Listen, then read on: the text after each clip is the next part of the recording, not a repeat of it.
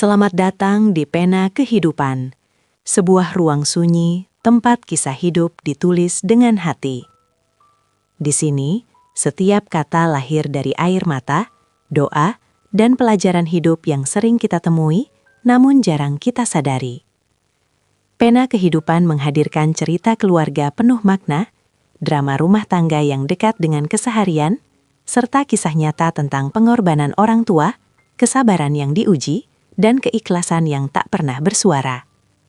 Kali ini adalah kisah Arini, tidak sepenuhnya berhati batu. Ia masih merasakan kesedihan saat melihat Adrian hancur di penjara. Adrian tidak pernah tahu bahwa kunci yang ia berikan pada selingkuhannya adalah kunci yang sama yang akan mengunci pintu penjaranya. Dia pikir dia sedang mengusirku dari rumah ini secara administratif, tanpa menyadari bahwa aku sudah lebih dulu menghapus namanya dari masa depanku. Balas dendamku tidak akan berisik, ia akan datang dalam bentuk keheningan sebuah ruang sidang. Rumah ini adalah sebuah mahakarya keheningan. Di bawah pendar lampu kristal yang menggantung di ruang tengah, aku merasa seperti sebuah artefak di museum. Berharga, namun tak lagi disentuh dengan rasa ingin tahu. Aku, Arini Sekar Arum, telah menghabiskan 10 tahun menjahit doa-doa di setiap sudut ruangan ini, memastikan tidak ada debu yang berani hinggap, juga tidak ada luka yang berani menganga. Namun malam ini, udara terasa berbeda. Oksigen seolah menjadi barang mewah yang harus kuperebutkan dengan bayang-bayang di dinding. Hujan di luar jatuh tanpa suara gemuruh, hanya ketukan-ketukan kecil di atas atap yang terdengar seperti detak jantung yang sedang menahan nafas. Aku berdiri di depan jendela besar, menatap pantulan diriku yang mengenakan daster katun abu-abu yang warnanya mulai memudar. Sama seperti warna cintaku yang kian hari kian pucat. Di tanganku, secangkir teh yang sudah mendingin menjadi saksi bisu betapa jarum jam dinding telah bergeser melewati angka 11. Waktu yang terlalu larut untuk sebuah tegur sapa, namun terlalu dini untuk menutup mata dari kenyataan yang mulai merayap. Adrian belum pulang. Suamiku, arsitek yang mahir membangun pilar-pilar kokoh bagi orang lain, sepertinya lupa cara membangun jalan pulang ke hatiku. Dulu, ia adalah pria yang menungguku di gerbang kampus dengan motor tua dan senyum yang mampu meluluhkan segala ragu. Kami membangun segalanya dari titik nol, menyusun mimpi selembar demi selembar, seperti menyusun bata untuk rumah impian kami.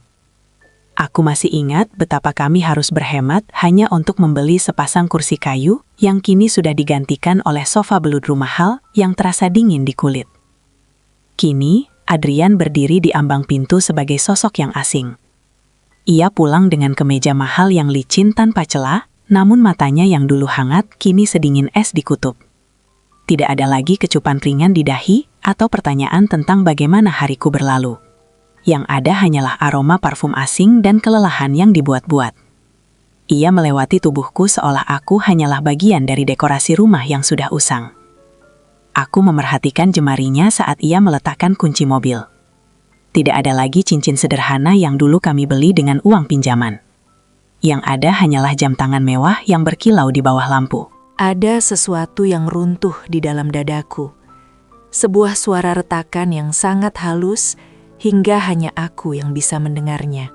Pernikahan kami, yang kusangka adalah sebuah benteng, ternyata hanyalah istana pasir yang sedang menunggu pasang datang untuk menyapu segalanya hingga rata. Aku menatap punggungnya yang menjauh menuju ruang kerja, menyadari bahwa di balik pintu itu, ada dunia lain yang ia bangun tanpa melibatkan namaku sama sekali. Di balik pintu ruang kerja yang tertutup rapat itu, ada dunia lain yang ia bangun tanpa melibatkan namaku sama sekali. Aku berdiri di koridor yang remang-remang, memandangi garis cahaya yang menyelinap dari bawah pintu jati tersebut. Cahaya itu tampak seperti mata yang mengintai, mengawasi setiap keraguan yang mulai tumbuh di hatiku. Aku teringat masa-masa ketika ruang kerja itu adalah tempat kami berbagi tawa, sembari merancang masa depan. Namun kini, ruangan itu terasa seperti kotak hitam yang menyimpan rahasia-rahasia gelap milik Adrian. Aku melangkah mendekat, nyaris tanpa suara, Seolah-olah lantai marmer ini adalah hamparan salju yang bisa retak kapan saja. Tanganku terangkat, ragu untuk mengetuk. Apakah aku siap mendengar suara dinginnya yang kini selalu terdengar seperti orang yang sedang menjelaskan sesuatu yang membosankan? Kita sudah selesai, Arini. Bayangan kalimat itu mendadak melintas di benakku, meski ia belum mengucapkannya secara nyata. Rasa takut itu nyata, mencekik seperti kabut tebal yang tak kunjung sirna. Tiba-tiba pintu terbuka. Adrian berdiri di sana, masih dengan kemeja kerjanya, namun ekspresinya telah berubah menjadi topeng yang tak lagi kukenali. Ia tidak terkejut melihatku berdiri di sana. Ia hanya menatapku dengan tatapan kosong, seolah aku adalah orang asing yang salah alamat. "Kenapa belum tidur?" tanyanya datar. Suaranya tidak lagi memiliki melodi, hanya ada nada monoton yang menyakitkan telinga. "Aku menunggumu," jawabku pelan, mencoba mencari sisa-sisa kehangatan di matanya yang dulu selalu memuja diriku. "Ada banyak hal yang ingin kutanyakan, Adrian. Tentang laporan keuangan yang tak sesuai, tentang waktu-waktu yang hilang, dan tentang kita." Aku menyebutkan kita seolah kata itu adalah sebuah jimat yang bisa memanggil kembali sosok suamiku yang dulu. Adrian hanya menghela napas pendek. Sebuah gerakan yang menunjukkan betapa keberadaanku kini dianggap sebagai gangguan. "Jangan terlalu paranoid, Arini. Kamu selalu merasa harus tahu segalanya," ujarnya dengan tawa kecil yang hambar, tanpa humor sedikit pun. Ia lalu berbalik, kembali ke mejanya, dan mulai merapikan tumpukan map coklat yang terlihat mencurigakan. Aku memandangi punggungnya, menyadari bahwa pilar-pilar yang ia bangun dalam rumah tangga ini tidak lagi terbuat dari kepercayaan, melainkan dari tumpukan kebohongan yang disusun dengan rapi. Rumah ini, yang dulu kusebut surga, kini mulai terasa seperti penjara yang berlapiskan emas.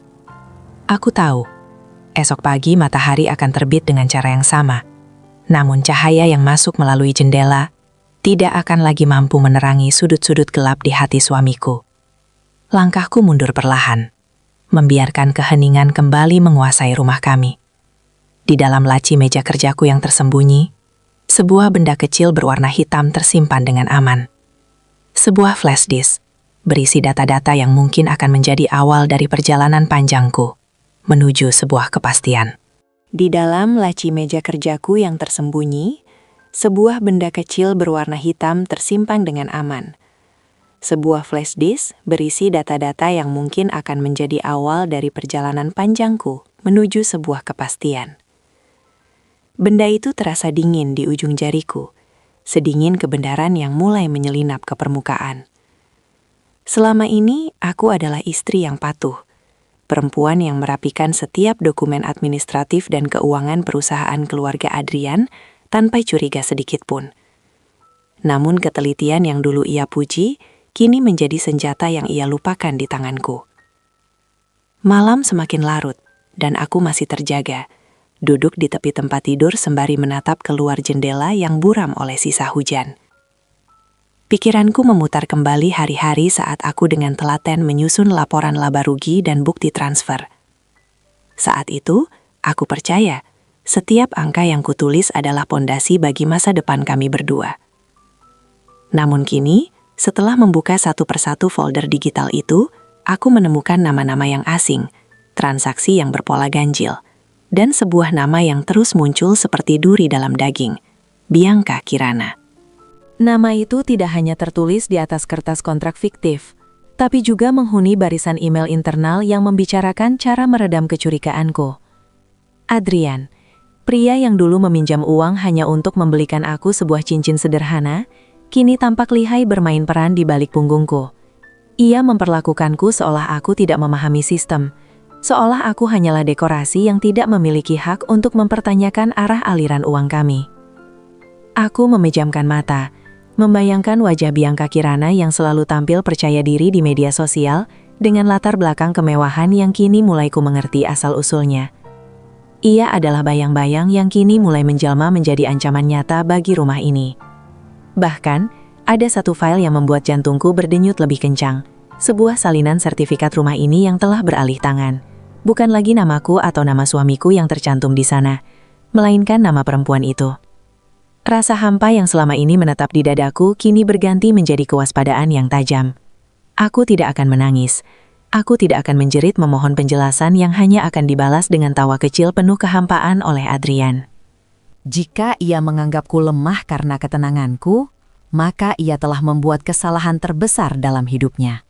Di dalam kamar yang sunyi ini, aku bersumpah pada diriku sendiri bahwa setiap retakan yang ia buat pada hatiku akan menjadi jalan bagiku untuk menghancurkan kebohongannya. Keesokan paginya, aku terbangun lebih awal, mengenakan kemeja putih yang rapi dan mengikat rambutku dengan kencang, seolah-olah aku sedang bersiap untuk pergi berperang tanpa senjata yang terlihat. Aku menatap patulan diriku di cermin dan melihat seseorang yang tak lagi ia kenali. Bukan lagi istri yang tunduk, melainkan seorang kurator yang siap menyusun kembali puing-puing hidupnya. Pagi ini, udara terasa lebih tajam, menusuk kulitku dengan realitas yang tak bisa lagi kuhindari. Aku tidak lagi melihat rumah ini sebagai tempat bernaung, melainkan sebuah labirin yang dipenuhi jebakan administratif yang sengaja dipasang oleh pria yang masih berbagi bantal denganku.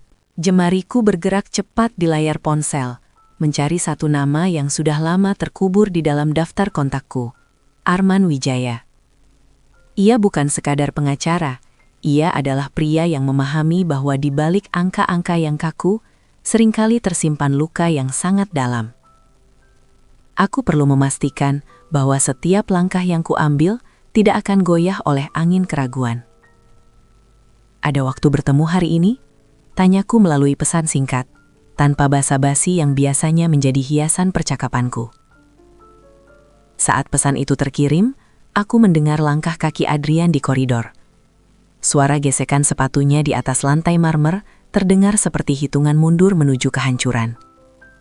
Ia masuk ke ruang makan dengan kemeja yang sudah rapi, siap untuk menaklukkan dunia bisnisnya yang dibangun di atas pasir hisap.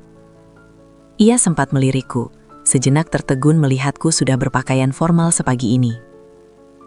"Mau kemana Arini? Biasanya kamu hanya di rumah mengurus tanaman atau lukisanmu?" Tanyanya dengan nada yang mencoba terdengar santai, namun aku menangkap kilat kewaspadaan di matanya. "Aku ada janji di galeri," jawabku dengan suara yang jauh lebih stabil dari yang kurasakan. Aku tidak berbohong sepenuhnya. Aku memang akan pergi ke sebuah tempat di mana kejujuran sedang dipamerkan, namun bukan dalam bentuk lukisan, melainkan dalam bentuk pasal-pasal hukum. Aku melihatnya menyesap kopi dengan tenang, seolah ia tidak baru saja memindahkan hak milik rumah kami kepada perempuan lain. Ketidaktahuannya adalah perisaiku. Ia menganggapku hanya istri yang patuh, perempuan yang tidak mengerti kerumitan sistem perbankan atau legalitas aset. Padahal bertahun-tahun, aku telah menjadi saksi bisu bagaimana ia memutar uang perusahaan, bagaimana ia meminta bantuanku untuk merapikan pembukuan digital, yang kini justru menjadi tiketnya menuju kegelapan. Aku bergegas keluar sebelum air mataku sempat mengkhianati ketenangan ini. Di dalam taksi menuju pusat kota, aku menggenggam tas tanganku dengan erat. Di dalamnya tersimpan flash disk hitam itu, rahasia yang kubawa pergi dari rumah yang bukan lagi milikku. Jalanan yang basah memantulkan cahaya lampu kota, menciptakan retakan-retakan imajiner di aspal, persis seperti retakan di dalam jiwaku. Saat aku melangkah masuk ke gedung tua tempat kantor Arman berada, aku menyadari bahwa rutinitas pagiku telah berubah selamanya. Tidak akan ada lagi sarapan hangat yang kusiapkan dengan penuh cinta. Mulai hari ini, setiap detik yang kulewati adalah sebuah taktik untuk merebut kembali harga diri yang telah ia rampas dengan begitu sombongnya. Mulai hari ini, setiap detik yang kulewati adalah sebuah taktik untuk merebut kembali harga diri yang telah ia rampas dengan begitu sombongnya. Aku melangkah menyusuri lorong gedung tua yang sunyi, di mana aroma kertas lama dan kayu jati menyambutku dengan kehangatan yang asing. Kantor Arman Wijaya tidak memiliki kemewahan yang sering dipamerkan Adrian di gedung-gedung pencakar langit. Namun di sini, setiap sudutnya memancarkan otoritas yang tenang dan tak tergoyahkan. Arman duduk di balik meja besarnya, menatapku dengan mata yang jernih di balik kacamata bacanya. Ia adalah pria yang tidak banyak bicara, namun setiap katanya terasa seperti jangkar yang menahan perahuku di tengah badai. Aku duduk di hadapannya, meletakkan tas tanganku, dan mulai mengeluarkan kepingan-kepingan kehancuranku satu persatu. Ini bukan sekedar keretakan rumah tangga, Pak Arman. Suaraku terdengar lebih stabil dari yang kuduga saat aku menunjukkan salinan sertifikat rumah yang sempat kufoto dengan tangan gemetar sebelum meninggalkan rumah. Aku menjelaskan segalanya secara runtut. Tentang bagaimana rumah yang kami bangun dari nol kini telah berpindah tangan ke nama Bianca Kirana, dan tentang ribuan transaksi ganjil yang mengalir dari rekening perusahaan keluarga Adrian. Arman mendengarkan tanpa menyela. Jemarinya mengetuk meja mengikuti ritme ceritaku. Saat aku mengeluarkan flash disk hitam itu, benda yang selama ini kusimpan di laci terdalam, ekspresinya berubah menjadi sangat serius.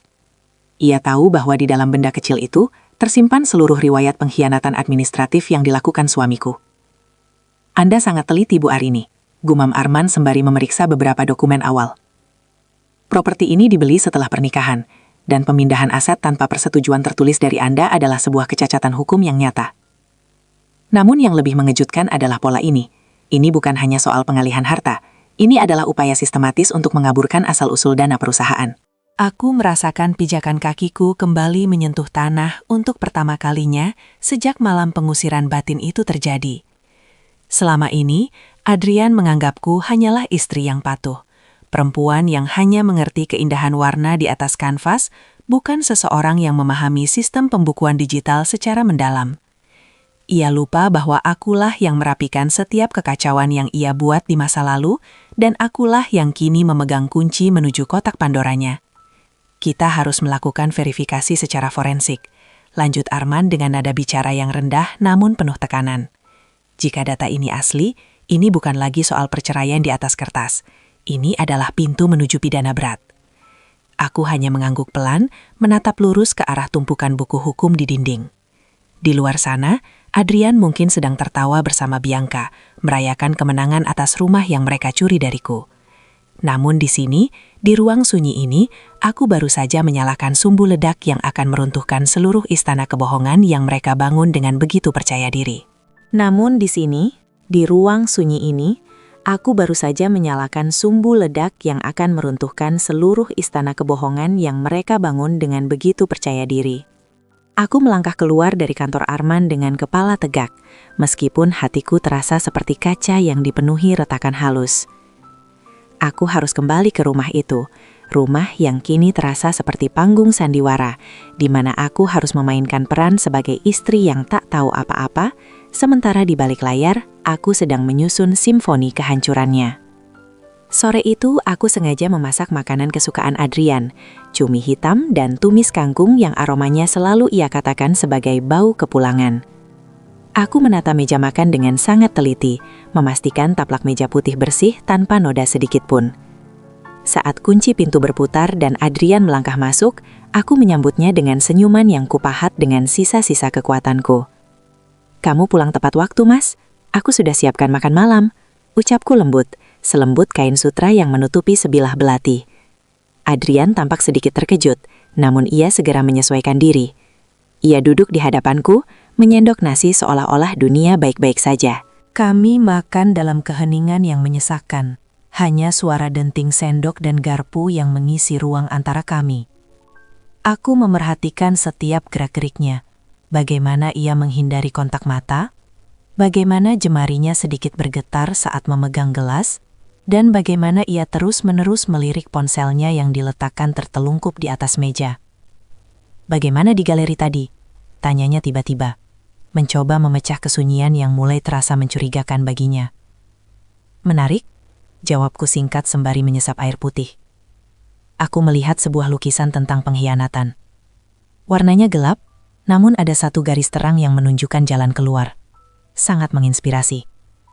Aku melihatnya tertegun sejenak. Tenggorokannya bergerak seperti sedang menelan sesuatu yang pahit. Ia tidak tahu bahwa lukisan yang kumaksud adalah hidupku sendiri, yang sedang kurancang ulang.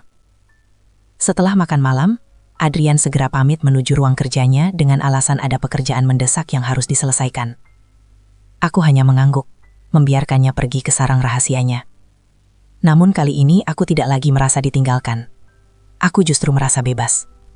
Di dalam saku celanaku, ponselku bergetar. Sebuah pesan dari Arman masuk. Forensik sedang bekerja. Kami menemukan aliran dana yang lebih besar menuju rekening pribadi Bianca di luar negeri. Tetaplah tenang Arini, waktunya akan tiba. Aku berjalan menuju balkon, menatap lampu-lampu kota yang berkelap-kelip seperti mata iblis yang mengintai di kegelapan. Angin malam menyapu wajahku, membawa aroma tanah basah dan sisa-sisa hujan. Aku tahu, rutinitas ini tidak akan bertahan lama. Segera, tirai akan ditutup, lampu panggung akan padam, dan Adrian akan menyadari bahwa penonton yang ia anggap remeh selama ini adalah orang yang akan membongkar seluruh naskah busuknya. Aku masuk kembali ke dalam rumah, mematikan lampu ruang tengah satu persatu. Dalam kegelapan itu, aku tidak lagi merasa takut. Aku hanyalah seorang kurator yang sedang menunggu waktu yang tepat untuk memamerkan kebenaran yang paling menyakitkan bagi mereka yang telah mencurinya dariku.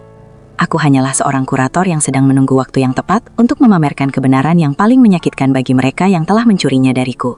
Kesempatan itu datang lebih cepat dari yang kubayangkan dalam sebuah acara peresmian galeri seni baru di pusat kota. Aku datang bukan sebagai Arini yang rapuh, melainkan sebagai kurator yang memegang kendali atas estetikanya sendiri. Namun saat mataku menyisir ruangan yang dipenuhi wangi parfum mahal dan denting gelas sampahnya, langkahku terhenti pada sosok yang selama ini hanya kulihat dalam bentuk file digital dan bayangan di layar ponsel. Bianca Kirana berdiri di sana, di tengah kerumunan, mengenakan gaun sutra berwarna zamrud yang memeluk tubuhnya dengan sempurna. Ia tampak seperti permata yang dipoles habis-habisan, berkilau namun keras. Di sampingnya, Adrian berdiri dengan senyum yang belum pernah kulihat lagi di rumah. Senyum seorang pria yang merasa telah menaklukkan segalanya. Mereka tidak menyadari kehadiranku di sudut remang-remang galeri, namun mataku tak bisa lepas dari jemari Bianca yang dengan berani mengusap lengan suamiku. Ada rasa mual yang naik ke kerongkonganku, sebuah campuran antara amarah dan kesedihan yang mendalam. Logikaku berteriak agar aku tetap tenang, namun hatiku mulai ragu. Apakah cinta yang kubangun selama 10 tahun ini memang semudah itu digantikan oleh gaun sutra dan investasi fiktif? Aku melangkah mendekat, membiarkan bunyi hak sepatuku membelah kebisingan tawa mereka. Saat aku melangkah mendekat, membiarkan bunyi hak sepatuku membelah kebisingan tawa mereka. Saat Adrian menoleh dan melihatku, senyumnya luntur seketika, digantikan oleh gurat kecemasan yang ia tutupi dengan deham kecil. Arini, aku tidak tahu kamu akan datang ke acara ini. Suaranya terdengar goyah, sebuah nada yang sangat memuaskan untuk kudengar. Seorang kurator tidak akan melewatkan pameran sebesar ini, Mas. Jawabku dengan nada seringan bulu, meski di dalam dadaku ada badai yang sedang mengamuk.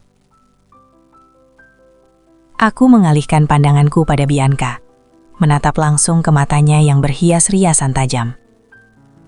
Dan ini, rekan bisnismu yang sering kau ceritakan? Bianca tersenyum, sebuah senyuman yang tidak mencapai matanya. Bianca, senang akhirnya bertemu denganmu, Arini. Adrian sering bercerita betapa tenangnya dirimu di rumah. Kata tenang itu ia ucapkan dengan penekanan yang seolah-olah berarti membosankan. Ia begitu percaya diri, begitu yakin bahwa ia telah memenangkan segalanya, termasuk rumah yang secara hukum kini tertulis atas namanya. Aku membalas senyumnya dengan keanggunan yang paling dingin. Ketenangan adalah bentuk pertahanan terbaik, Bianca. Terkadang, orang terlalu sibuk melihat permukaan yang berkilau, hingga mereka lupa bahwa di kedalaman yang tenang, ada arus yang sanggup menenggelamkan apapun. Adrian mencoba menengahi dengan mengajak Bianca bicara dengan tamu lain. Namun aku bisa melihat butiran keringat di pelipisnya. Saat mereka menjauh, aku menyadari satu hal yang menyakitkan. Mereka terlihat serasi dalam kebohongan yang mereka rajut.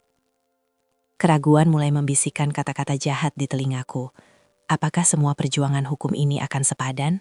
Namun, saat aku melihat tangannya kembali menyentuh saku jas Adrian, tempat kunci rumah kami berada, keraguan itu mengeras menjadi tekad yang tak tergoyahkan. Aku berbalik dan meninggalkan galeri tanpa menoleh lagi. Di luar, langit malam tampak pekat tanpa bintang. Aku tahu, komplikasi ini hanyalah awal dari permainan yang lebih besar. Bianca bukan sekadar pencuri hati, ia adalah simbol dari segala hal yang dikhianati Adrian dariku. Dan jika mereka ingin bermain dalam panggung yang penuh tipu daya, maka aku akan memastikan bahwa akulah yang akan menuliskan bab penutupnya. Dan jika mereka ingin bermain dalam panggung yang penuh tipu daya, maka aku akan memastikan bahwa akulah yang akan menuliskan bab penutupnya. Tekad itu membawaku kembali ke meja kerja di galeri pribadiku keesokan harinya. Namun konsentrasiku terpecah oleh serangkaian dokumen baru yang dikirimkan Arman. Di antara tumpukan bukti aliran dana, ada satu temuan yang membuat jantungku berdegup dengan irama yang tak beraturan. Bianca Kirana bukan sekedar pihak ketiga yang pasif. Ia adalah seorang manipulator ulung yang sedang memainkan pion-pionnya, termasuk suamiku sendiri. Arman menemukan bahwa perusahaan cangkang yang digunakan untuk menampung aset-aset Adrian ternyata memiliki struktur kepemilikan yang berlapis. Di lapisan terdalam, nama Adrian bahkan tidak tercantum sebagai pemilik sah, melainkan hanya sebagai penjamin. Artinya, jika suatu saat terjadi masalah hukum atau kebangkrutan, Adrian adalah pihak pertama yang akan kehilangan segalanya, sementara Bianca tetap berdiri tegak dengan seluruh harta yang telah berpindah tangan. Adrian, dengan segala kesombongan intelektualnya sebagai arsitek, ternyata sedang membangun rumah di atas tanah yang sedang ditarik oleh perempuan itu. Aku menyandarkan punggung pada kursi kayu tua, menatap langit-langit galeri. Ada rasa kasihan yang ganjil menyusup di antara kebencianku pada Adrian. Bagaimana mungkin pria yang begitu teliti dalam menghitung beban struktur bangunan bisa begitu buta terhadap beban resiko dalam hidupnya sendiri? Apakah cinta, atau apapun sebutan untuk obsesinya pada Bianca, benar-benar mampu menumpulkan logika tajamnya? Keraguan mulai menyergapku.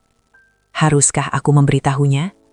Haruskah aku mengetuk pintu ruang kerjanya malam ini dan menunjukkan bahwa ia sedang dikhianati oleh orang yang ia bela mati-matian di hadapanku? Logikaku dan hatiku mulai bertarung. Logika berkata, biarkan dia jatuh ke dalam lubang yang ia gali sendiri.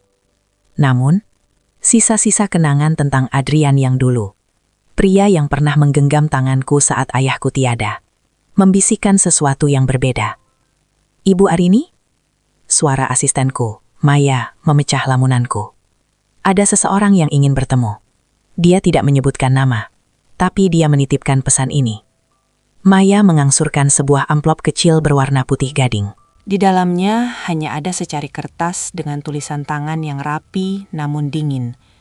Jangan terlalu percaya pada apa yang kau lihat di permukaan. Adrian bukan satu-satunya yang menyimpan rahasia. Temui aku di kafe pinggir kota jam 7 malam ini. S. Huruf S itu memicu ribuan tanya di kepalaku. Siapa lagi yang terlibat dalam benang kusut ini? Apakah ini jebakan baru dari Bianca? Ataukah ada sekutu tak terduga yang sedang mengintai di balik bayang-bayang? Aku menyadari bahwa komplikasi ini telah berkembang jauh melampaui sekedar perselingkuhan biasa. Ini adalah sebuah jaring laba-laba yang luas, dan aku sedang berjalan tepat di tengahnya, berusaha tidak terjebak sebelum aku sempat memutus benang utamanya. Malam itu aku memutuskan untuk pergi. Aku mengenakan syal panjang untuk menutupi leherku dari angin malam yang mulai menusuk. Aku tahu, langkah yang kuambil malam ini mungkin akan mengubah arah rencanaku selamanya, membawaku pada kebenaran yang barangkali lebih pahit daripada sekedar dikhianati. Aku tahu, langkah yang kuambil malam ini mungkin akan mengubah arah rencanaku selamanya, membawaku pada kebenaran yang barangkali lebih pahit daripada sekedar dikhianati. Kafe di pinggir kota itu tersembunyi di balik rimbunnya pohon Kamboja, sebuah tempat yang jauh dari hiruk-pikuk kaum sosialita yang biasa dikunjungi Adrian dan Bianca. Suasananya temaram, hanya diterangi oleh lampu-lampu gantung berwarna kuning redup yang menciptakan bayangan panjang di atas lantai kayu. Di sudut paling belakang, seorang wanita duduk sendirian. Ia mengenakan blus hitam sederhana dengan syal yang menutupi sebagian wajahnya. Saat aku mendekat, ia mendongak, dan aku tertegun melihat sepasang mata yang menyimpan kelelahan yang sama denganku. Ia adalah Shinta, mantan asisten pribadi Adrian yang tiba-tiba mengundurkan diri 6 bulan lalu tanpa alasan yang jelas. "Duduklah Arini," ucapnya pelan. Suaranya parau seperti seseorang yang sudah terlalu lama menyimpan rahasia di tenggorokannya. "Aku tahu kamu bingung mengapa aku menghubungimu. Tapi melihatmu di galeri tadi bersama mereka, aku tidak bisa lagi diam.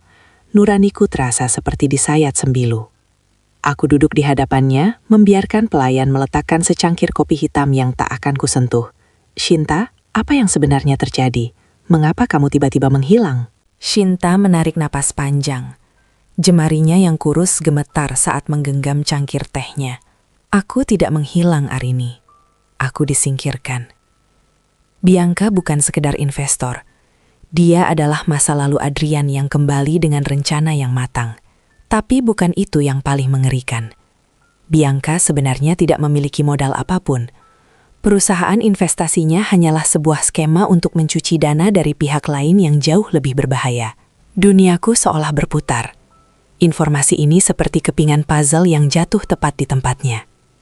Jadi, Adrian bukan sedang membangun masa depan dengan kekasih barunya. Ia sedang menyerahkan lehernya pada tali gantungan yang dirajut oleh Bianca. Dia menggunakan Adrian untuk melegalkan aset-aset gelap itu atas nama perusahaan kalian. Lanjut Shinta dengan suara yang nyaris berbisik. Setiap dokumen yang kamu rapikan di rumah, setiap transaksi yang kamu anggap ganjil, itu adalah jejak kejahatan yang sengaja dialihkan padamu dan Adrian. Jika ini terbongkar, Adrian akan menjadi tameng hidup, sementara Bianca akan menghilang dengan semua harta itu. Aku merasa dingin menjalar dari ujung kaki hingga ke kepala. Kebencianku pada Adrian sekejap luruh, berganti dengan rasa ngeri yang luar biasa. Suamiku, pria yang dulu begitu teliti, kini telah buta karena cinta. Atau mungkin karena keserakahan yang dibungkus dengan kasih sayang palsu. Ia tidak hanya mengkhianati pernikahanku, ia sedang menghancurkan hidupnya sendiri dan menyeretku ke dalam lubang yang sama. Shinta mengangsurkan sebuah amplop coklat kecil kepadaku. Ini adalah catatan asli pertemuan mereka sebelum Bianca masuk ke perusahaan. Gunakan ini untuk menyelamatkan dirimu, Arini. Jangan selamatkan Adrian, karena dia sudah memilih jalannya sendiri. Selamatkan saja namamu sebelum semuanya runtuh. Aku menatap amplop itu dengan tangan gemetar. Titik balik ini terasa begitu menyesakan. Aku datang mencari cara untuk membalas dendam, namun kini aku menemukan diriku berdiri di depan sebuah reruntuhan yang siap menimpa siapa saja yang ada di dalamnya. Aku datang mencari cara untuk membalas dendam, namun kini aku menemukan diriku berdiri di depan sebuah reruntuhan yang siap menimpa siapa saja yang ada di dalamnya. Malam itu, aku tidak langsung pulang. Aku membiarkan kakiku melangkah menyusuri trotoar yang basah. Sementara pikiranku menari-nari di antara rasa benci yang mendarah daging dan sisa-sisa empati yang masih berdenyut. Amplop coklat dari Shinta terasa seberat bongkahan batu di dalam tas tanganku. Sebuah bukti bahwa Adrian bukan hanya penjahat dalam kisah cintaku, tapi juga korban dalam skenario besar yang disusun oleh Bianca. Logika di kepalaku berteriak dengan lantang, menyuruhku untuk diam dan membiarkan badai itu melumat Adrian hingga tak bersisa. Bukankah itu keadilan yang paling puitis? Biarlah dia kehilangan segalanya oleh tangan wanita yang ia puja di atas luka-lukaku. Namun, ada suara lain yang lebih halus. Suara yang berasal dari 10 tahun kebersamaan kami. Suara itu mengingatkanku pada Adrian yang dulu pernah menjagaku saat aku sakit. Pria yang pernah berjanji untuk melindungiku dari dunia yang kejam. Jika aku diam, aku membiarkan pria yang pernah kucintai itu hancur dalam kehinaan yang bahkan tidak ia sadari. Sesampainya di rumah, aku menemukan Adrian sedang duduk di ruang tengah dengan segelas whisky di tangannya. Lampu ruangan dimatikan. Hanya cahaya dari ponselnya yang menyinari wajahnya yang tampak 10 tahun lebih tua. Ia terlihat rapuh. Sebuah kontras yang tajam dari sosok sombong yang kulihat di galeri bersama Bianca. "Arini, dari mana saja kamu?" Tanyanya tanpa menoleh. Suaranya serak, menyimpan beban yang mulai menumpuk di pundaknya. Aku berdiri di ambang pintu, menatap punggungnya dengan perasaan yang sulit didefinisikan. "Aku hanya butuh udara segar, Mas. Terkadang rumah ini terasa terlalu menyesakan untuk bernapas." Ia terdiam, lalu menyesap minumannya dengan perlahan. Aku berjalan mendekat. Tanganku sudah berada di resleting tas, hendak mengeluarkan amplop dari Shinta. Inilah saatnya. Aku bisa menjadi penyelamatnya sekaligus penghancur mimpinya tentang Bianca. Namun, tepat saat aku hendak bicara, ponsel Adrian berdering. Ia melihat layarnya, dan seketika wajahnya berubah menjadi cerah. Ia bergegas berdiri, dan menjauh dariku untuk menjawab telepon itu dengan suara berbisik yang penuh kerinduan. "Iya sayang, aku akan segera ke sana. Jangan khawatir." Kata-kata itu membekukan niatku. Tanganku kembali menjauh dari tas. Pengkhianatan itu masih berjalan, bahkan di hadapanku, tanpa rasa malu.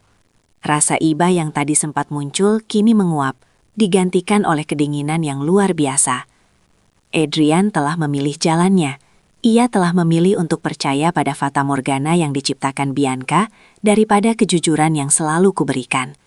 Aku berbalik dan masuk ke kamar, mengunci pintu dengan rapat. Di kegelapan, aku menyadari bahwa pilihanku telah bulat. Aku tidak akan menyelamatkannya, tapi aku juga tidak akan menghancurkannya secara langsung. Aku hanya akan menyelamatkan diriku sendiri dari puing-puing yang sebentar lagi akan berjatuhan. Aku akan membiarkan logika yang memandu langkahku, sementara hatiku akan kupendam dalam-dalam di bawah lapisan es yang tak akan pernah bisa ia cairkan lagi. Aku akan membiarkan logika yang memandu langkahku, sementara hatiku akan kupendam dalam-dalam di bawah lapisan es yang tak akan pernah bisa ia cairkan lagi. Pagi harinya, aku terbangun dengan ketenangan yang menakutkan, seperti kedamaian di pusat badai. Hari ini adalah hari di mana sandiwara ini harus mencapai puncaknya. Aku tahu, Adrian berencana pergi bersama Bianca untuk merayakan kesuksesan proyek baru mereka, yang sebenarnya adalah proses pencucian aset terakhir untuk menyingkirkanku sepenuhnya dari kepemilikan rumah ini.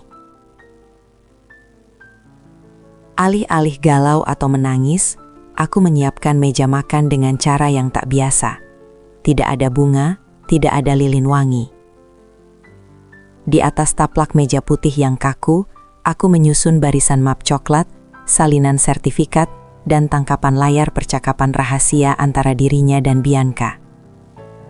Di tengah-tengahnya, aku meletakkan flash disk hitam dari Shinta.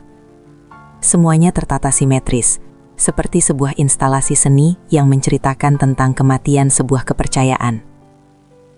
Adrian turun dari lantai atas dengan setelan jas terbaiknya. Aroma parfumnya yang tajam memenuhi ruangan.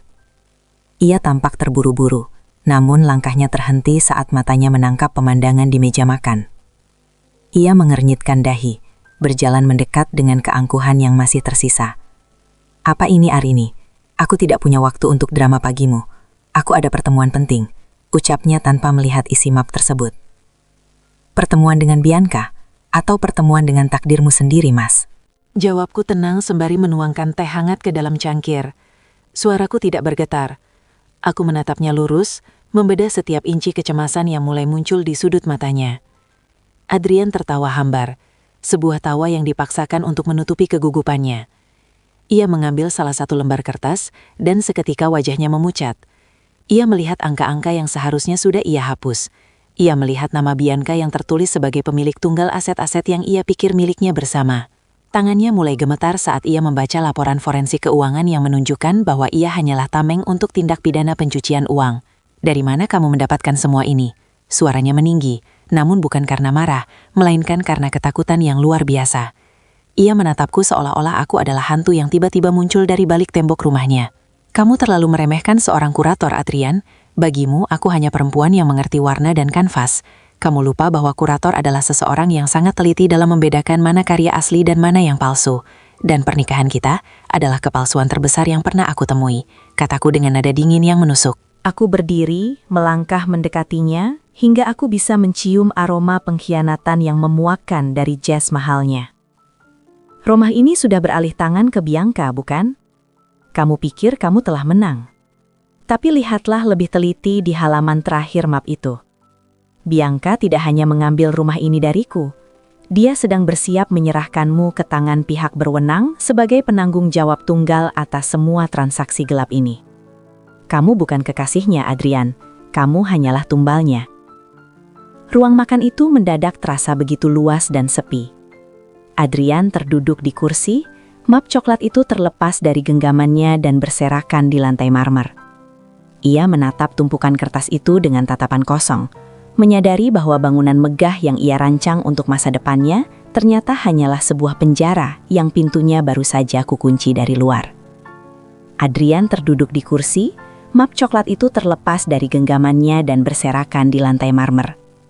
Ia menatap tumpukan kertas itu dengan tatapan kosong, menyadari bahwa bangunan megah yang ia rancang untuk masa depannya ternyata hanyalah sebuah penjara yang pintunya baru saja kukunci dari luar.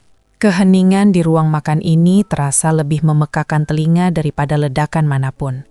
Aku berdiri di hadapannya.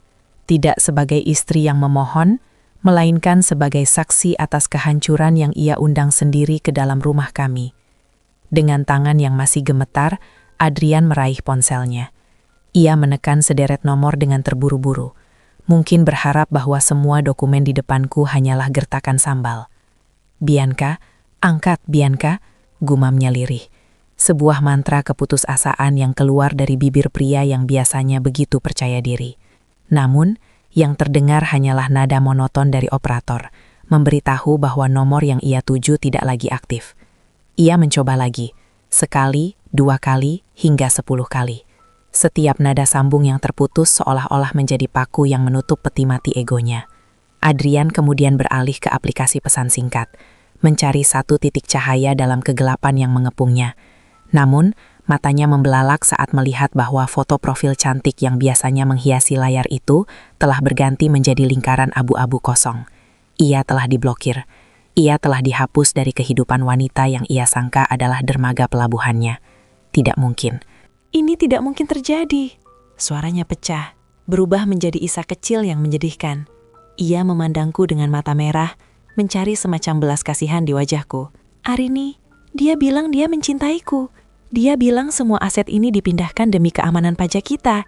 Dia bilang apapun yang ingin kau dengar, Adrian." Potongku dengan suara sedingin es. "Kau arsitek, tapi kau lupa menghitung beban moral dalam struktur hidupmu. Kau terlalu sibuk menatap langit hingga kau tidak sadar tanah tempatmu berpijak sudah dikeruk habis olehnya." Adrian bangkit dari kursi, langkahnya limbung. Ia mencoba meraih tanganku, namun aku mundur selangkah, menjaga jarak suci yang telah kubangun sejak malam pengkhianatan itu terendus. "Tolong aku, Arini. Kita bisa memperbaiki ini. Kamu tahu celah hukumnya, kan? Kamu yang selama ini memegang pembukuan. Kita bisa bilang kalau aku dijebak." Aku menatapnya dengan rasa iba yang tipis, seperti melihat reruntuhan gedung yang sudah tak layak huni. "Aku sudah menolong diriku sendiri, Adrian. Di dalam map itu ada satu lembar yang belum kau baca. Surat pernyataanku sebagai saksi pelapor. Aku sudah memberikan semua data forensik itu kepada pihak berwenang sebelum aku menyajikannya padamu pagi ini." Wajah Adrian berubah menjadi pucat pasi. Warna kulitnya kini sama dengan kertas-kertas yang berserakan di bawah kakinya. Ia menyadari bahwa pelabuhan terakhirnya, yaitu diriku, telah menutup pintu rabat-rabat. Tidak ada lagi istri yang akan membersihkan kekacauannya. Tidak ada lagi rumah untuk pulang. Yang tersisa hanyalah bayang-bayang Bianca yang menertawakannya dari kejauhan, dan jeruji hukum yang mulai tampak nyata di balik tembok marmer rumah ini. Yang tersisa hanyalah bayang-bayang Bianca yang menertawakannya dari kejauhan, dan jeruji hukum yang mulai tampak nyata di balik tembok marmer rumah ini. Adrian mulai kehilangan kendali atas dirinya sendiri. Ia berjalan mondar-mandir di ruang makan yang kini terasa lebih sempit daripada sel penjara. Ia meraih kerah jasnya sendiri seolah sedang tercekik oleh pilihan-pilihan yang ia ambil di masa lalu. "Arini, kau tidak bisa melakukan ini padaku. Aku suamimu," teriaknya. Namun suaranya pecah. Lebih mirip rintihan seekor hewan yang terjepit daripada sebuah perintah. Aku menatapnya dengan ketenangan yang hampir terasa kejam. "Kamu sendiri yang melepaskan ikatan itu, Adrian. Saat kamu menandatangani pengalihan aset itu untuknya, kamu sudah menganggapku tidak ada." Aku berjalan menuju tangga, bermaksud mengambil koper yang sudah kusiapkan sejak fajar menyingsing. Setiap langkahku di atas marmer dingin ini terasa seperti pembebasan. Aku tidak ingin berada di sini saat badai hukum itu benar-benar mendarat di teras rumah kami. Namun, Adrian mengejarku. Ia bersimpuh di kaki tangga, menghalangi jalanku dengan tubuh yang kini tampak layu. "Arini, jangan pergi. Jika kamu pergi, aku tidak punya siapa-siapa lagi. Aku akan bicara pada Bianca. Aku akan mencarinya. Dia pasti hanya salah paham." Ia masih meracau, masih mencoba memeluk Fata Morgana yang sudah jelas-jelas meninggalkannya dalam kubangan masalah. Ketidaksanggupannya menerima kenyataan bahwa ia telah dikhianati oleh wanita yang ia puja adalah pemandangan yang menyayat hati, namun tidak lagi mampu menggerakkan rasa cintaku. Dia tidak salah paham, Adrian. Dia sangat paham bahwa kamu adalah pria yang mudah dibutakan oleh sanjungan dan ambisi. Kataku pelan sembari melangkah melewatinya. Aku naik ke lantai atas, memasuki kamar yang selama 10 tahun menjadi saksi bisu pengabdianku. Aku menutup koper besarku, menarik resletingnya dengan sentakan yang tegas. Ini adalah akhir dari babak panjang sebagai seorang istri yang setia. Saat aku turun kembali, Adrian masih terduduk di lantai, menatap lantai marmer dengan pandangan kosong. Ponselnya yang tergeletak di sampingnya sesekali menyala. Namun bukan nama Bianca yang muncul, melainkan panggilan dari kantor hukum dan notaris yang mulai mencium adanya ketidakberesan. Aku berjalan menuju pintu depan, berhenti sejenak untuk menatap rumah yang dulu kuanggap sebagai surga ini. Kini, rumah ini hanyalah sebuah monumen kegagalan. Selamat tinggal, Adrian. Bangunlah gedung-gedungmu yang tinggi di tempat lain. Karena di sini, seluruh fondasimu sudah runtuh. Ucapku tanpa menoleh lagi. Aku melangkah keluar, disambut oleh udara siang yang panas, namun terasa membebaskan. Di depan gerbang, sebuah mobil sudah menunggu. Aku masuk ke dalamnya, meninggalkan seorang pria yang masih berusaha menyusun kembali puing-puing egonya di dalam sebuah rumah yang bukan lagi miliknya. Aku tahu konfrontasi ini baru saja dimulai, dan pilihan tersulit masih menantiku di ujung jalan. Apakah aku akan benar-benar sanggup melihatnya hancur total, ataukah sisa nuraniku akan kembali menjadi bumerang bagiku? Mobil yang membawaku belum sempat menjauh dari pagar besi yang menjulang itu, ketika suara sirine yang halus namun tegas membelah udara siang. 2 mobil hitam berhenti tepat di depan gerbang, menghalangi jalan keluar. Beberapa pria berseragam rapi dengan lencana otoritas keuangan turun dengan langkah yang penuh determinasi. Aku meminta sopir untuk berhenti di tepi jalan, beberapa puluh meter dari sana. Dari balik kaca jendela yang gelap, aku menyaksikan adegan yang selama ini hanya ada dalam bayangan pahitku. Para petugas itu masuk ke dalam rumah, membawa surat penyitaan dan surat perintah pemeriksaan. Adrian, yang mungkin baru saja mencoba berdiri dari lantai marmer itu, kini harus menghadapi kenyataan bahwa dunia luar telah datang untuk menagih janji-janji palsunya. Tak lama kemudian, Adrian keluar. Ia tidak lagi mengenakan jas mahalnya, kemejanya berantakan, dan rambutnya yang biasanya tertata rapi kini jatuh menutupi dahinya yang berkeringat. Ia dikawal menuju salah satu mobil hitam tersebut. Matanya liar mencari-cari sesuatu.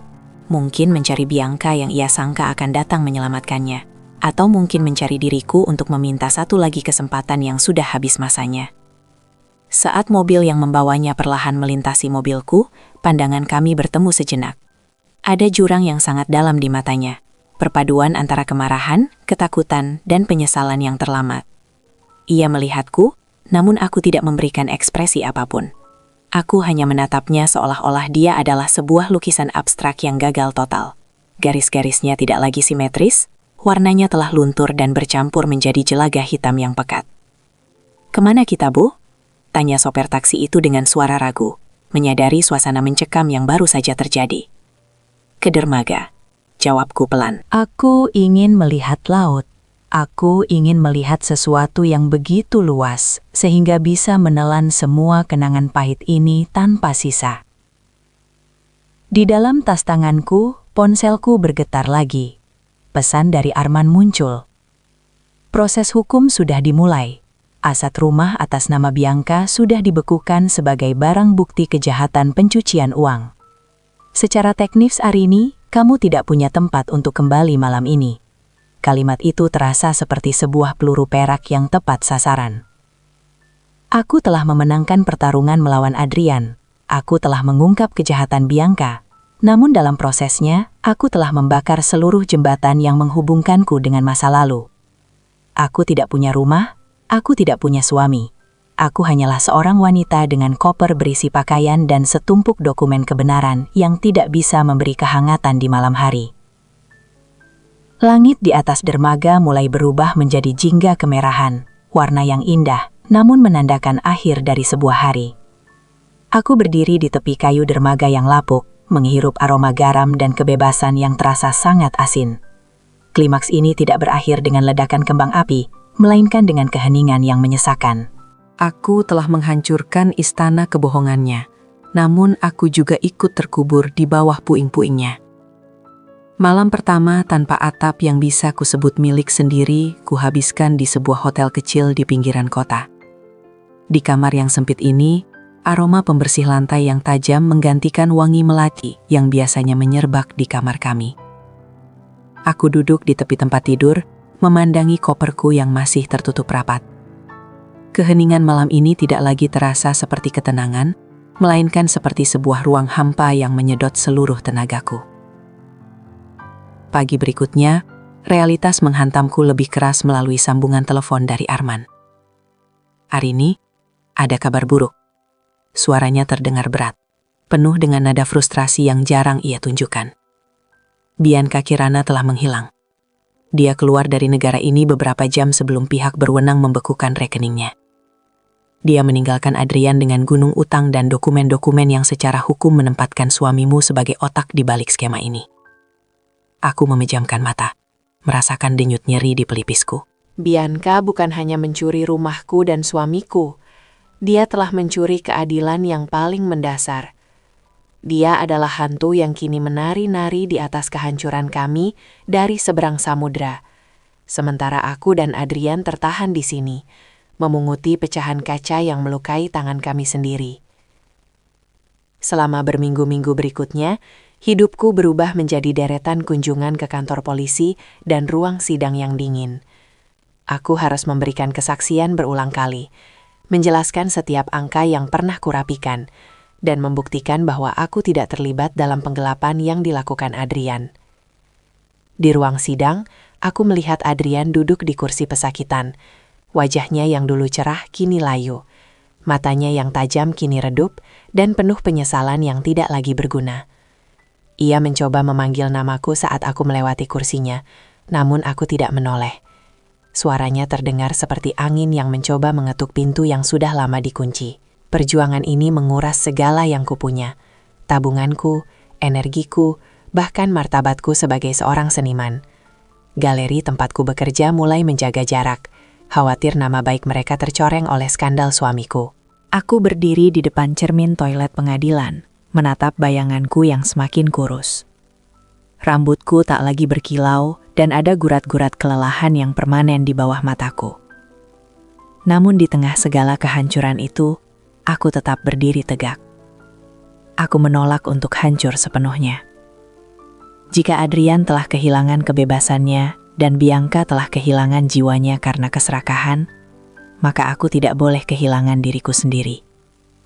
Aku adalah Arini, seorang kurator yang tahu bahwa terkadang, untuk menciptakan sebuah karya baru yang indah, kanvas yang lama harus dibersihkan. Bahkan jika cara membersihkannya harus melalui api yang menghanguskan segalanya.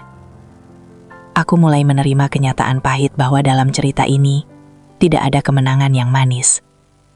Yang ada hanyalah kemampuan untuk bertahan hidup di tengah sisa-sisa badai yang belum benar-benar mereda. Yang ada hanyalah kemampuan untuk bertahan hidup di tengah sisa-sisa badai yang belum benar-benar mereda.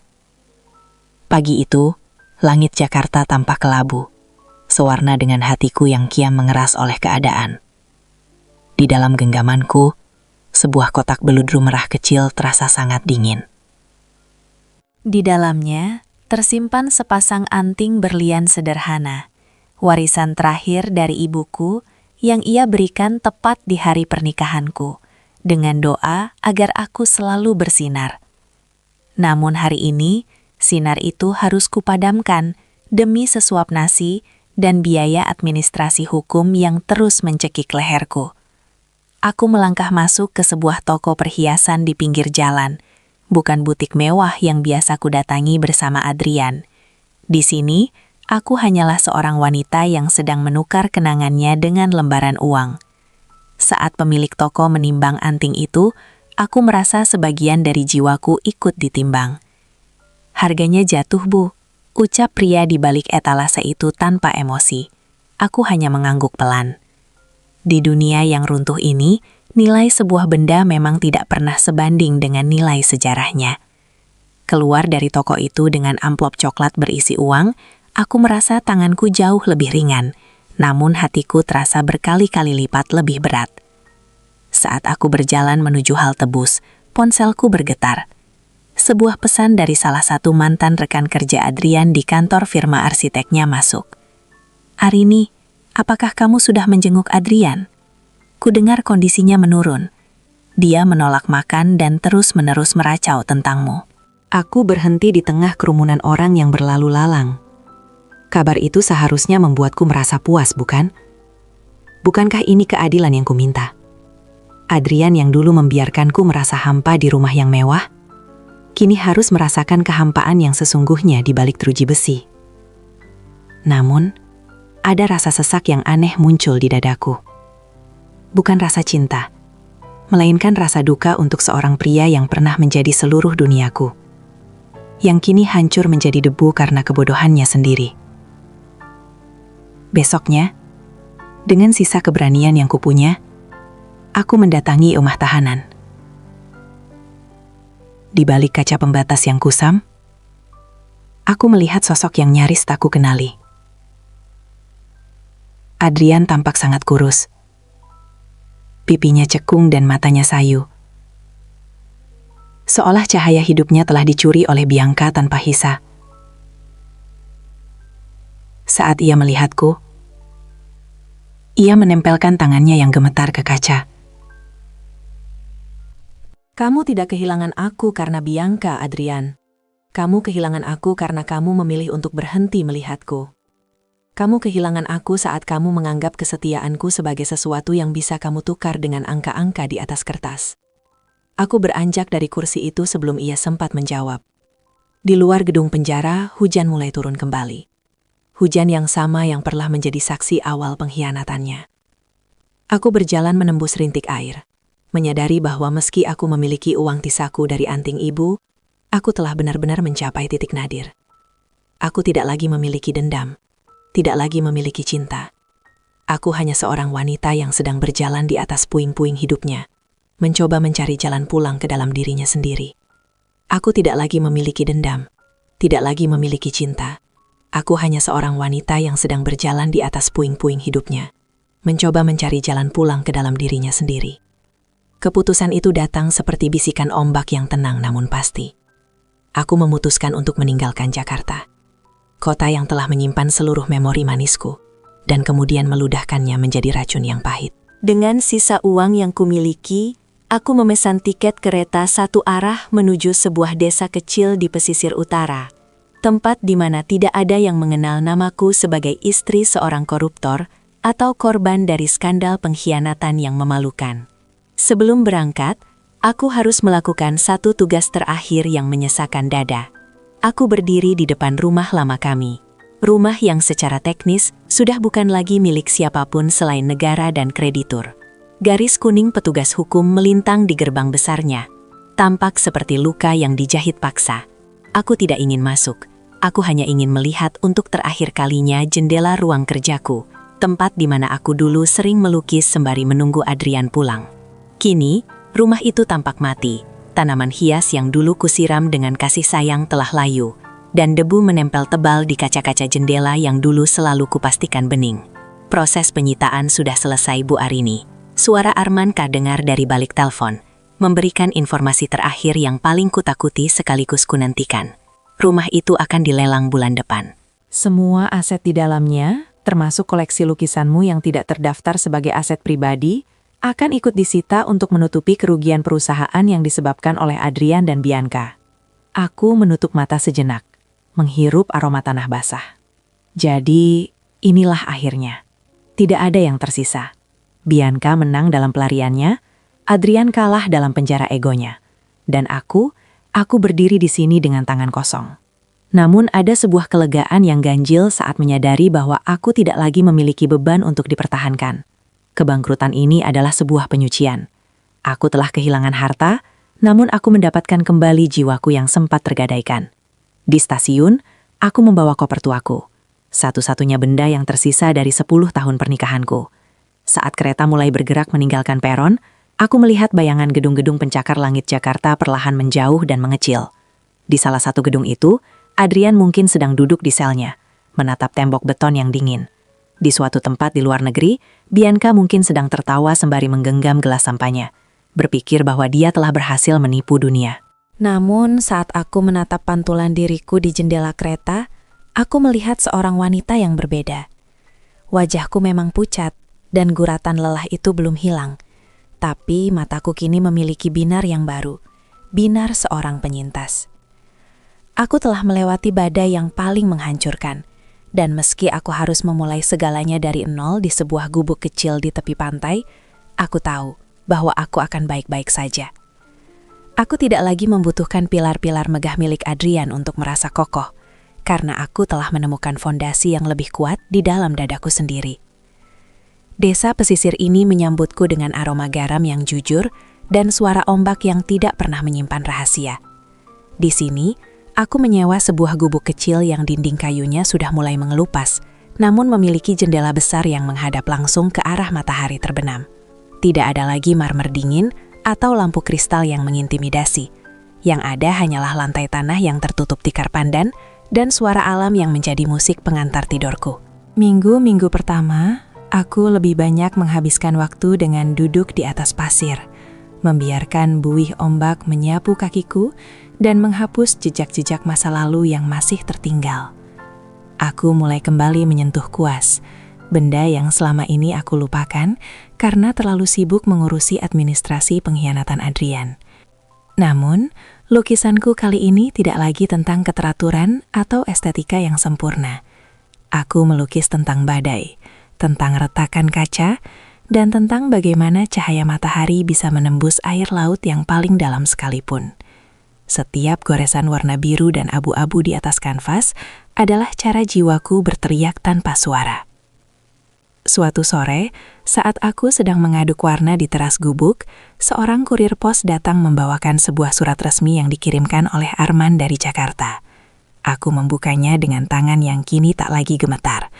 Namun, isi surat itu membuatku terdiam cukup lama. Adrian telah berpulang di dalam rumah sakit penjara. Penurunan kesehatannya yang drastis akibat komplikasi jantung dan depresi berat mencapai puncaknya kemarin malam. Dalam surat itu, Arman melampirkan sebuah pesan terakhir yang ditulis Adrian dengan tulisan tangan yang sangat berantakan di atas selembar kertas lusuh. Arini, maaf tidak pernah cukup untuk menebus setiap tetes air mata yang kau sembunyikan. Di tempat yang sempit ini, aku menyadari bahwa aku membangun istana untuk orang yang tidak pernah peduli padaku. Dan aku menghancurkan rumah untuk orang yang menjadi satu-satunya tempatku berteduh. Jangan tangisi aku, karena aku sudah lama mati sejak aku melepaskan tanganmu.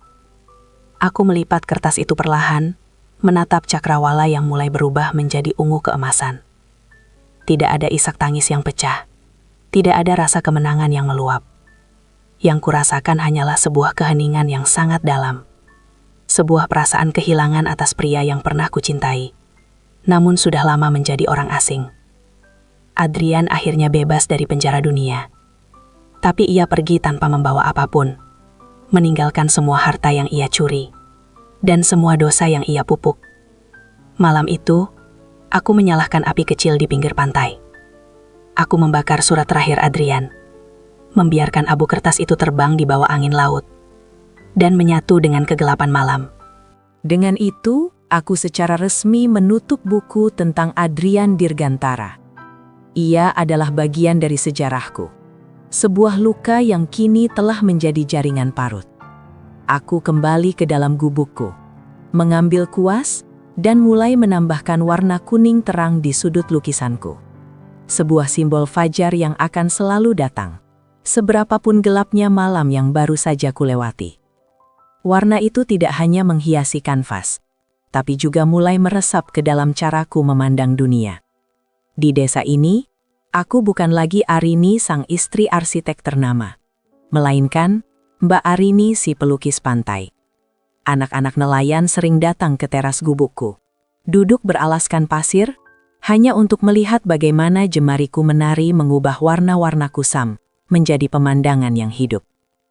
Kedamaian yang kutemukan di sini adalah jenis kedamaian yang tidak bisa dibeli dengan saham perusahaan atau aset properti manapun.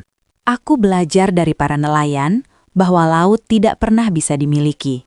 Kita hanya bisa menghormati kekuatannya dan belajar berenang di tengah arusnya. Begitu pula dengan hidup. Aku pernah mencoba menggenggam erat sebuah rumah dan sebuah pernikahan. Namun semakin keras aku menggenggam, semakin hancur ia di telapak tanganku. Kini dengan tangan terbuka, aku justru merasa jauh lebih kaya. Karya-karyaku mulai dikenal secara organik. Sebuah kedai kopi kecil di kota kabupaten memajang beberapa lukisanku, dan tak disangka, orang-orang mulai datang mencari tahu siapa pelukis di balik seri badai yang tenang. Mereka melihat luka di dalam goresanku, namun mereka juga melihat harapan di sana. Saat aku menerima bayaran pertama dari hasil karyaku sendiri, bukan dari tunjangan suami atau uang hasil pembukuan yang rumit, aku menangis. Itu adalah air mata syukur, karena aku menyadari bahwa aku bisa berdiri di atas kakiku sendiri tanpa bantuan bayang-bayang pria manapun. Seringkali di malam hari, saat suara ombak menjadi satu-satunya kawan bicara, aku merenungi arti sebuah rumah. Dulu aku mengira rumah adalah bangunan megah dengan pilar beton dan marmer Italia. Kini aku tahu bahwa rumah adalah rasa aman di dalam dada saat kita memejamkan mata. Rumah adalah integritas yang tidak goyah meski badai fitnah dan pengkhianatan menerjang. Rumah adalah kebenaran yang kita bawa kemanapun kita pergi. Namun, di tengah ketenangan ini, sesekali bayangan Bianca muncul di berita televisi yang kulihat sekilas di warung desa. Kabarnya, ia masih menjadi buronan internasional, hidup berpindah-pindah dalam kemewahan yang fana. Aku tidak lagi merasa marah, aku justru merasa kasihan padanya. Ia mungkin memiliki segalanya, tetapi ia tidak memiliki tempat untuk pulang. Ia adalah pengembara di atas kebohongan, sementara aku, meski di gubuk kecil ini, telah menemukan dermaga terakhirku. Aku duduk di kursi kayu tuaku, menatap bulan yang terpantul di permukaan laut. Tidak ada lagi ketakutan akan hari esok. Aku telah menyelesaikan bagian tersulit dari simfoni hidupku. Kini, yang tersisa hanyalah baris-baris penutup yang ingin kutulis dengan keanggunan. Aku menyadari bahwa meski jalanku harus berakhir dengan kehilangan yang besar, aku telah memenangkan pertarungan yang paling penting, pertarungan melawan keputusasaan. Aku menyadari bahwa meski jalanku harus berakhir dengan kehilangan yang besar, aku telah memenangkan pertarungan yang paling penting, pertarungan melawan keputusasaan. Pagi ini aku berdiri di bibir pantai untuk terakhir kalinya sebelum membuka lembaran baru yang benar-benar bersih. Matahari terbit dengan keanggunan yang tak tertandingi, menyepuh permukaan laut dengan warna emas yang berkilauan. Di tanganku, aku memegang sebuah kalung rantai tipis tanpa liontin, satu-satunya benda yang tersisa dari masa-masa sebelum badai itu datang. Dengan satu ayunan lembut, aku melepaskannya ke dalam gulungan ombak, membiarkan laut menjaga apa yang tak perlu lagi kubawa. Kabar terakhir tentang Bianca Kirana tidak lagi mengejutkan hatiku. Ia memang berhasil melarikan diri dengan kekayaan yang melimpah, namun dunia luar tidak pernah memberinya ketenangan. Ia hidup dalam persembunyian yang mencekik, berpindah dari satu hotel ke hotel lain, dihantui oleh ketakutan akan setiap langkah kaki yang mendekat di koridor. Sementara Adrian, pria yang dulu begitu mendamba kejayaan fisik, kini telah menyatu dengan tanah.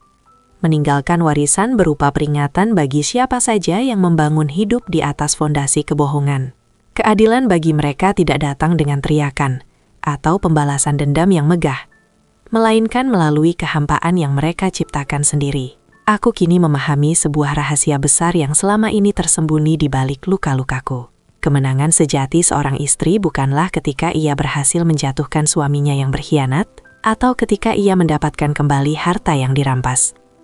Kemenangan sejati adalah ketika ia mampu berdiri di tengah reruntuhan hidupnya, menatap cermin, dan masih mengenali kejujuran di dalam matanya sendiri. Aku kehilangan rumah, aku kehilangan status, dan aku kehilangan pria yang kusangka belahan jiwaku. Namun dalam kehilangan yang absolut itu, aku menemukan diriku yang paling murni. Di gubuk ini, aku kembali melukis.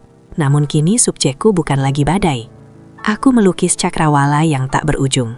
Aku menyadari bahwa set ending yang kualami, kehilangan segalanya secara materi, hanyalah sebuah awal dari komedi kehidupan yang lebih mulia. Aku menang karena aku tidak membiarkan pengkhianatan mereka mengubahku menjadi sosok yang pahit dan penuh kebencian. Aku tetap Arini, wanita yang mencintai keindahan, yang kini memilih untuk melukis masa depannya dengan warna-warna ketenangan. Saat senja mulai turun, aku duduk di teras, menyesap teh hangat sembari memandangi lukisanku yang baru saja selesai. Di sudut kanvas itu, tertulis sebuah kutipan kecil yang menjadi napas perjuanganku. Pengkhianatan mungkin meruntuhkan atap rumahmu, tapi ia tidak bisa mencuri langit yang ada di atas kepalamu. Aku menarik napas panjang, merasakan udara laut yang segar memenuhi paru-paruku. Hidup ini memang tidak selalu memberikan akhir yang kita inginkan, namun ia selalu memberikan kesempatan untuk menjadi utuh kembali. Aku menutup pintu gubukku dengan pelan, mematikan lampu, dan berbaring dalam kegelapan yang tak lagi menakutkan. Di luar sana, ombak terus berbisik, menceritakan bahwa keadilan yang paling abadi adalah kedamaian jiwa yang tak bisa dirampas oleh siapapun. Aku tertidur dengan senyuman tipis, siap menyambut fajar yang tak akan pernah lagi terhalang oleh bayang-bayang rahasia. Semuanya telah selesai, dan dalam keheningan ini, aku akhirnya benar-benar pulang. Pesan terdalam dari cerita Arini adalah kehilangan harta dan suami, namun secara spiritual. Pesan tersiratnya adalah, jangan takut kehilangan dunia jika itu adalah harga yang harus dibayar untuk mempertahankan jiwamu. Kebahagiaan bukan tentang memiliki segalanya, tapi tentang tidak kehilangan diri sendiri saat segalanya diambil darimu.